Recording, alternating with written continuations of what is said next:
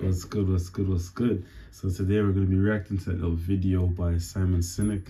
My friend actually recommended him to me a couple of days ago, and I always see his clips, like I always see his little videos going viral, whether that be on TikTok, Instagram, or even just his little YouTube videos, but I've never actually sat and like watched a whole video or a whole segment by Simon Sinek.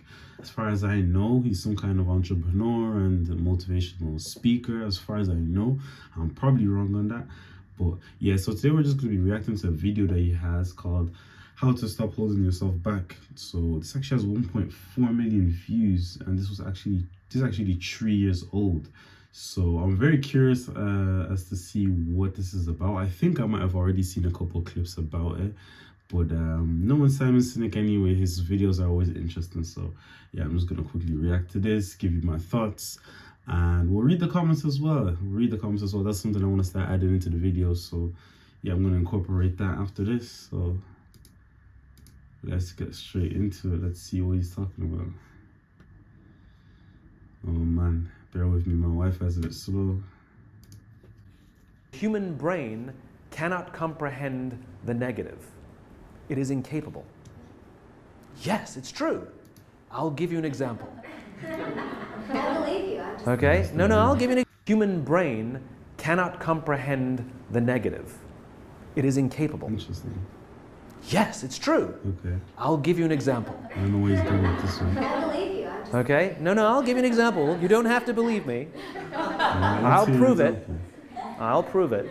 Okay? The human brain cannot comprehend the negative. You ready? Don't think of an elephant. Yeah, I know. Yo, even I fell for that one there. Man said, don't think of an elephant. What did I immediately do? Think of an elephant. I guess he has a point here. I don't really know where he's going with this, but yeah, that's kind of wild though, actually, now that I think about it. He said, don't do this. I think I know where he's going with this. Maybe he's saying that adding a negative connotation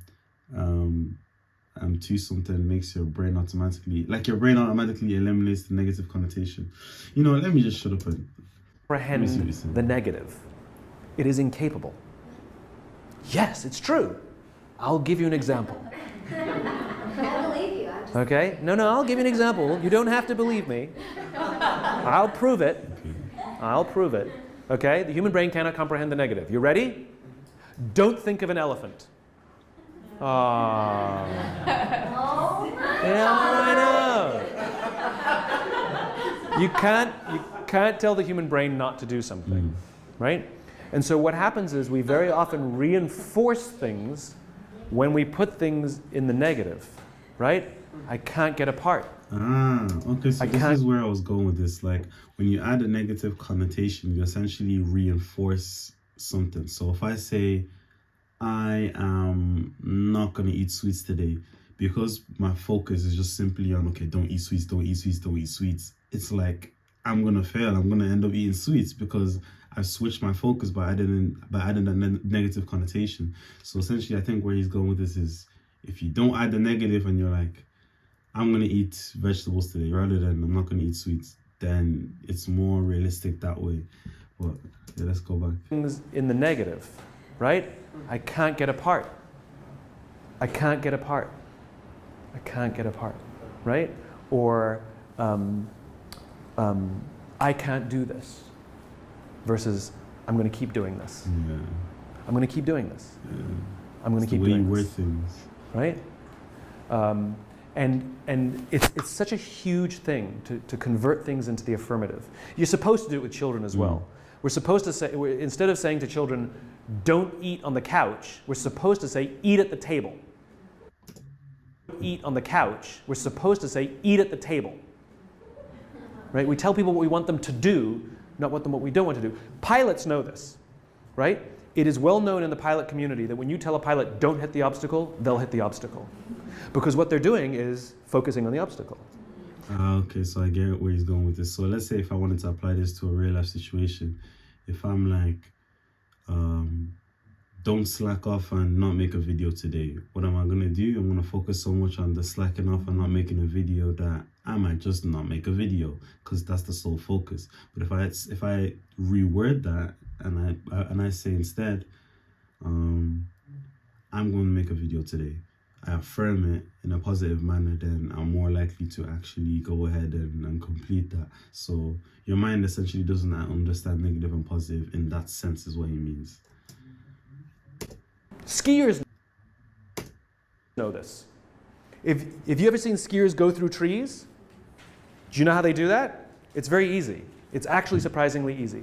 If you go through trees on skis and you go, don't hit a tree, don't hit a tree, don't hit a tree, guess what you're watching? You're only looking at trees. Yeah, that's the focus. All you're doing is seeing trees. You don't understand how anyone can ski with all these trees, right?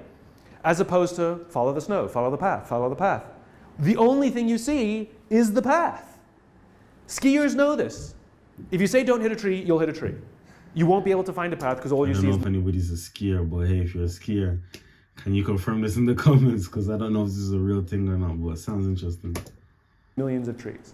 If you say only follow the path, you actually don't see any trees. There's actually very sparse trees.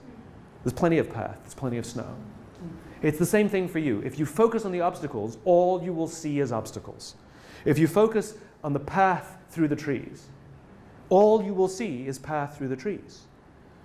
It's your choice how you choose to perceive your own career. It's literally perspective. Perception. Okay, I like that one. That was a super short video, but I really like what he was saying in there, and I'm going to delve into it a little bit deeper. Essentially, what he was saying at the end of the video there is obstacles are an illusion. That's the way I interpreted it anyways. He essentially was saying that an obstacle is only an obstacle if you genuinely look at it and see it as an obstacle. Do you understand?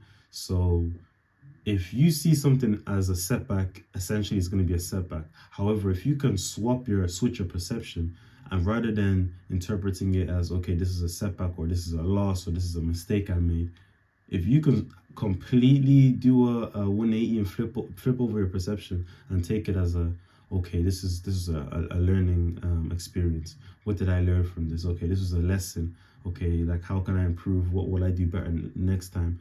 Then you flip it from an obstacle or a setback to a lesson or a stepping stone. So essentially it's all about perception. So if you're able to control the way you interpret things in your mind, you can kind of almost shape your reality almost.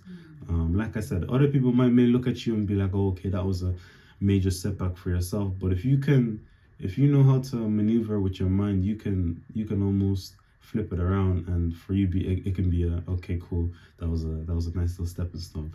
So yeah, that was a good one. I didn't know where he was going with that one to begin with, but I think he landed in the end, so I let him land. So let's see what the comments are saying on this one though. Let's go to the bottom. To quote another great teacher on the same subject, your focus determines your reality. Exactly what I was saying. So the way you look at things is actually so important. Like if you can almost control the way you look at something, you can almost shape your own reality. And in a sense, it might be a bit delusional, but if it helps you get to where you want to go to in the end, then is it really delusional? Like, is it really? This may have been some of the best advice in 2 minutes and 33 seconds I've ever heard. Yeah, this was a super short video, bear in mind. Literally 2 minutes and 33. And he didn't go in any circles. He didn't do too much. He just got straight to the point. He had a nice little analogy, quite simple, quite funny. And yeah, this was nice and clear. He's not like these other gurus, I guess. Like some gurus will go ahead and speak on that type of subject for like an hour, where he literally broke it down in 2 minutes. So him saving me time, or him saving time for his viewers, will allow me to save time for you guys. So this one will be a short one. I've heard, stop getting distracted. Okay, so this is a good one in the comments. This one has 2.2 likes. So he says, I've heard stop getting distracted easily over 10,000 times in my life from at least 20 different people, but never, I'll show you how to focus. Just see again, just the switch of words. He's saying the exact same thing. Like there's a lack of focus here, but rather than saying stop getting easily distracted, it's, what did he say here? I'll show you how to focus. When has a teacher ever sat you down and said, "Hey, I'll show you how to focus," instead of, "Hey, stop getting distracted, pay attention, listen." Do you understand? So the wording is actually so important. I think like people almost underestimate, how powerful words are, and I think myself included.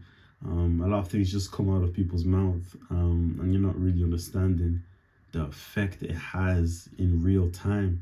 So now words are quite powerful. Yeah, I'm not gonna stretch this one too long. But yeah, that was a good video. Honestly, Simon Sinek, I'll definitely be reacting to more of his videos. But I guess just goes to show the power of words and how the mind is really a tool. If you can learn how to manipulate and use that tool to your advantage with the words that you speak, you can really shape your reality. And it might sound delusional, but I'm gonna try this. I'm gonna try this and see if it works. I think he's getting onto something. But yeah, no, that's the end of the video. It's gonna make it nice and short. So I'm out. I'll definitely be reacting to some more Simon Sinek videos.